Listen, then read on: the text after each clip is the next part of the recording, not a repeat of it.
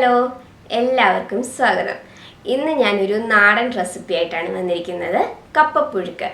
ഇത് പല സ്ഥലങ്ങളിലും പല രീതിയിലാണ് ഉണ്ടാക്കാറുള്ളത്. അപ്പം ഞങ്ങളുടെ സ്ഥലത്തൊക്കെ ഉണ്ടാക്കുന്ന പോലെ എൻ്റെ അമ്മയും അമ്മൂമ്മയൊക്കെ ഉണ്ടാക്കാറുള്ളത് പോലെയാണ് ഞാനിതിൽ ചെയ്ത് കാണിക്കുന്നത്. അപ്പോൾ നമുക്ക് കപ്പപ്പുഴുക്ക് എങ്ങനെയാണ് ഉണ്ടാക്കുന്നതെന്ന് നോക്കാം. അപ്പോൾ കപ്പപ്പുഴുക്ക് ഉണ്ടാക്കാനായിട്ട് ഞാനിവിടെ 1 കിലോ കപ്പയാണ് ഇതുപോലെ ഒന്ന് മുറിച്ചെടുത്ത് വെച്ചിരിക്കുന്നത്. അപ്പോൾ ഈ സൈസിലുള്ള 2 കപ്പയാണ് ഞാൻ എടുത്തേക്കുന്നത്. അപ്പോൾ ഇത് നന്നായിട്ട് വേവുന്ന കപ്പ ആയതുകൊണ്ടാണ് ഞാൻ ഈ ഒരു വലിപ്പത്തിൽ മുറിച്ചേക്കുന്നത്. അപ്പോൾ വേവ് കൂടുതലുള്ള കപ്പയാണെന്നുണ്ടെങ്കിൽ ഇത്രയും വലിപ്പത്തിൽ മുറിച്ച് കഴിഞ്ഞാൽ നമുക്ക് നന്നായിട്ട് വെന്ത് കിട്ടത്തില്ല.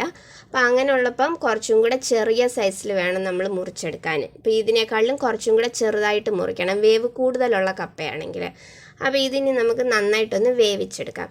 അതിന് വേണ്ടിയിട്ട് ഞാനിതൊരു പാത്രത്തിലേക്ക് ഇട്ട് കൊടുക്കുകയാണ്. ഇതിപ്പോൾ നന്നായിട്ട് ക്ലീൻ ചെയ്ത് വെച്ചിരുന്ന കപ്പയാണ്. ഇനി ഇത് നിറയെ നമുക്ക് വെള്ളം ഒഴിച്ചു കൊടുക്കണം. നന്നായിട്ട് മുങ്ങിക്കിടക്കുന്ന അത്രയും വെള്ളം ഒഴിച്ചു കൊടുക്കണം.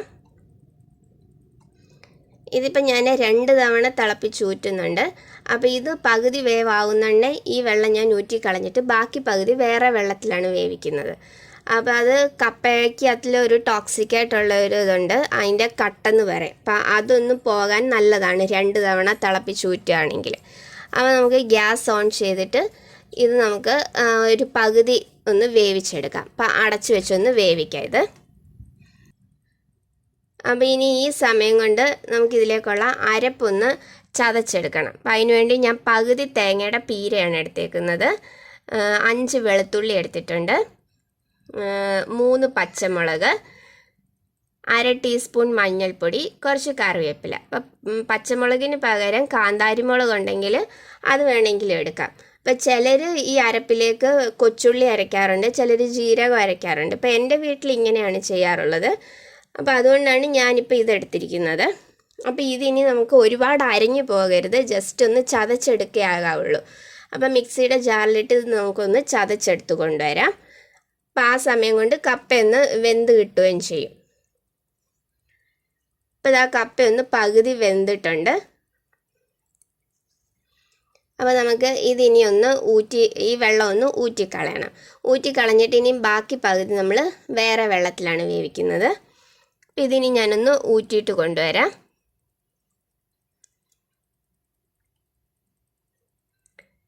അപ്പം ബാക്കി പകുതി ഞാൻ ഈ വെള്ളത്തിലാണ് ഇനിയും വേവിക്കാൻ പോകുന്നത്. ഇത് ഞാനൊന്ന് ചൂടാക്കി വെച്ചിട്ടുണ്ടായിരുന്നു. അപ്പോൾ അതാ ഞാൻ കപ്പ കൊണ്ടുവന്നിട്ടുണ്ട്. ഇനി ഇതും കൂടി ഇതിലേക്കൊന്ന് ഇട്ട് കൊടുക്കാം.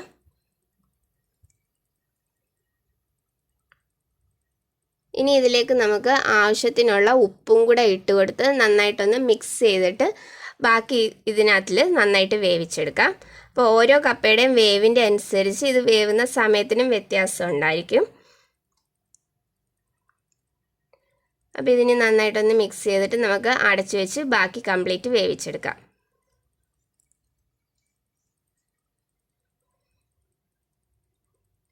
ഇപ്പോൾ ഞാനൊന്ന് തുറന്ന് നോക്കിയിട്ടുണ്ട്.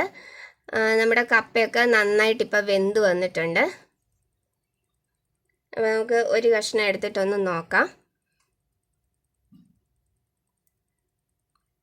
കണ്ടോ, നന്നായിട്ട് വെന്തിട്ടുണ്ട്. അപ്പോൾ ഇനി നമുക്ക് ഈ വെള്ളവും കൂടെ ഒന്ന് ഊറ്റിക്കളഞ്ഞിട്ട് കൊണ്ടുവരാം. അപ്പോൾ അതാ ഞാൻ വെള്ളമെല്ലാം ഊറ്റിക്കളഞ്ഞിട്ട് കൊണ്ടുവന്നിട്ടുണ്ട്. അപ്പോൾ ഇനി നമുക്ക് ചതച്ച് വെച്ചിരിക്കുന്ന അരപ്പ് ഇതിലേക്ക് ഇട്ട് കൊടുക്കണം. അപ്പോൾ അതാ ഈ ഒരു പരുവത്തിലൊന്ന് ചതച്ചെടുക്കേ ആകാവുള്ളൂ, ഒരുപാട് അരഞ്ഞു പോകരുത്. അപ്പോൾ ഇതിനി നമുക്ക് ഇതിലേക്കൊന്ന് ഇട്ട് കൊടുക്കാം. അപ്പോൾ അരപ്പിട്ടിട്ട് പിന്നെ നമ്മൾ ഒരുപാട് സമയം വേവിക്കേണ്ട കാര്യമില്ല. ഒന്ന് അടച്ചു വെച്ചിട്ട് ഇതൊന്ന് മിക്സ് ചെയ്തിട്ട് ഒന്ന് അടച്ചു വെച്ച് നമുക്ക് നന്നായിട്ടൊന്ന് ആവി കയറ്റിയെടുത്താൽ മതി. ഇതിൻ്റെ ആ ഒരു പച്ചച്ചുവയൊന്ന് മാറണം, അത്രയും മതി. ഇപ്പോൾ ഒരു 2 മിനിറ്റ് ഒന്ന് അടച്ചു വെച്ച് നന്നായിട്ടൊന്ന് ആവി കയറ്റിയെടുത്താൽ മതി. അപ്പോൾ 2 മിനിറ്റ് കഴിഞ്ഞിട്ടുണ്ട്. അപ്പോൾ ആ അരപ്പിൻ്റെ ആ ഒരു പച്ചച്ചുവയൊക്കെ ഒന്ന് മാറിയിട്ടുണ്ട്. ഇനി ഇത് നമുക്ക് നന്നായിട്ടൊന്ന് കുഴച്ചെടുക്കണം. ഇപ്പോൾ തവി വെച്ചോ അല്ലെങ്കിൽ ഒരു പൊട്ടറ്റോ മാഷർ വെച്ചിട്ടോ എങ്ങനെയെങ്കിലും നന്നായിട്ടൊന്ന് കുഴച്ചെടുക്കണം. അപ്പോൾ ഞാൻ എളുപ്പത്തിന് വേണ്ടി ഇതുപോലൊരു പൊട്ടറ്റോ മാഷർ വെച്ചിട്ടാണ് നന്നായിട്ടൊന്ന് ഉടച്ചെടുത്തേക്കുന്നത്. അപ്പോൾ ഇത് തന്നെ വേണമെന്നില്ല, നമുക്ക് തവി വെച്ച് തന്നെ കുഴച്ചെടുക്കാവുന്നേ ഉള്ളൂ. ഇതിപ്പോൾ എളുപ്പത്തിന് വേണ്ടിയിട്ട് ഞാൻ ഇതെടുത്തെന്നുള്ളതേ ഉള്ളൂ.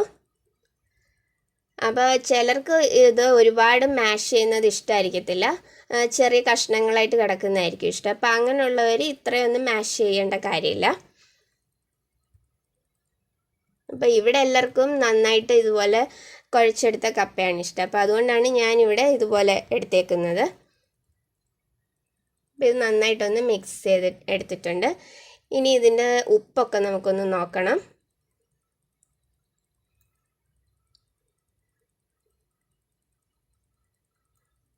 ഉപ്പൊക്കെ ആവശ്യത്തിനുണ്ട്.